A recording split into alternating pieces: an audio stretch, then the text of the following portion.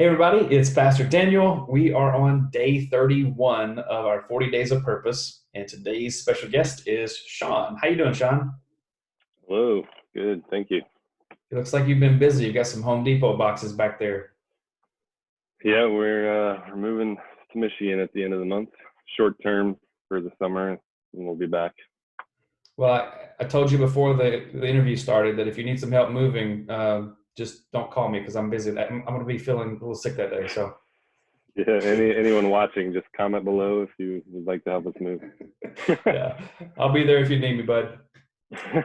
Appreciate it. Well, today was talking about understanding your shape. And oddly enough, we're talking about serving God through serving others. So I will have a chance to help you put those boxes in a truck later this month and serve God by That is serving your you. shape, Daniel.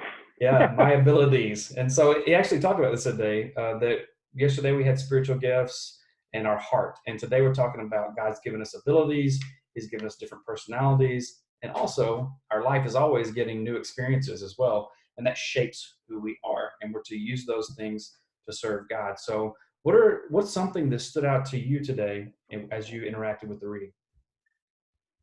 Sure. Well, I related to a way he described passion, which is that you are going to do things that you're passionate about because it's difficult to do things that you're not interested in or passionate about, which is something I could directly relate to because I kind of followed the path that I'm on career-wise in an art career because I've always felt I have sort of a blessing and a curse that if it's something I'm not passionate about, that I'm just pretty much physically incapable of doing it, which Yeah.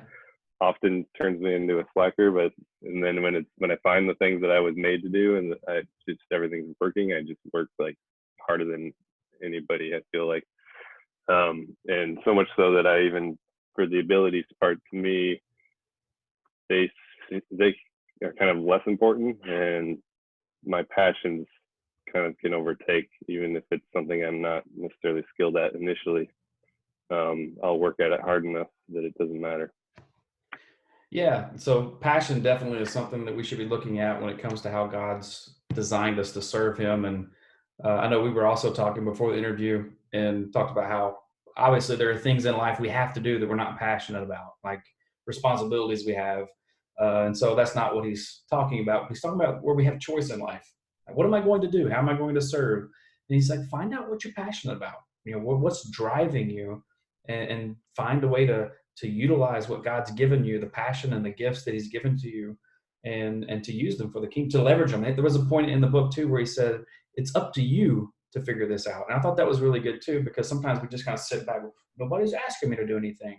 Well, it's not up to everyone to ask us, right? I mean, it's up to us to determine how God's gifted us and how we're going to use that for His kingdom. So I thought that was something that jumped out to me as well. What are some Yeah, other things that I was just gonna say, although some people they just need that little push, they need to be asked, and yeah, then they're like, "Oh, this is what I'm supposed to do." exactly. Right. So I'm not saying you shouldn't ask either. You're right. Yeah. Exactly.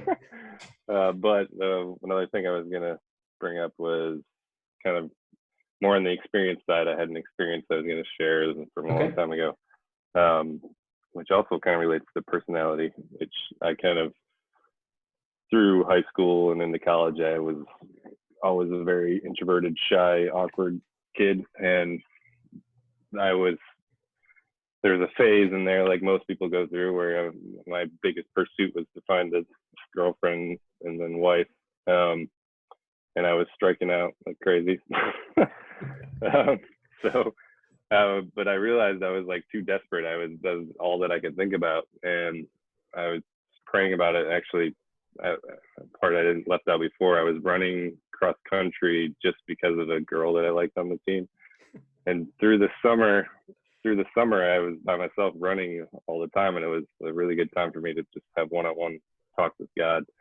And I came to a realization that I need to be okay with just me and God first, and that was right at the point um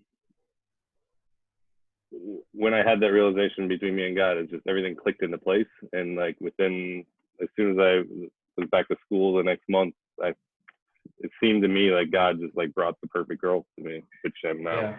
married to for 11 years. So Hallelujah. that's an experience for me that kind of ties to my personality, but I've shared it with a lot of people, especially people that are seeming to be in a down, like negative state about not finding anyone yet. Yeah. To me, is everyone's story is different, and all the timing is different for everyone.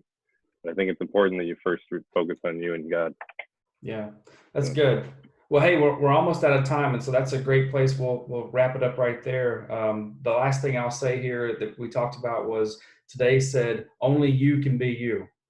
And so God's designed all of us differently. We're to share our experiences with one another. Thank you for sharing your experience with us. I'm sure that will encourage some people today to remind that even though God's made us passionately desire things, when we give those passions to Him, He can work His hands and bring about His perfect will for our lives. So thanks for spending time with us today, Sean. Of course. And for Have a good everybody one. else, we will see you guys tomorrow for day 32. Goodbye.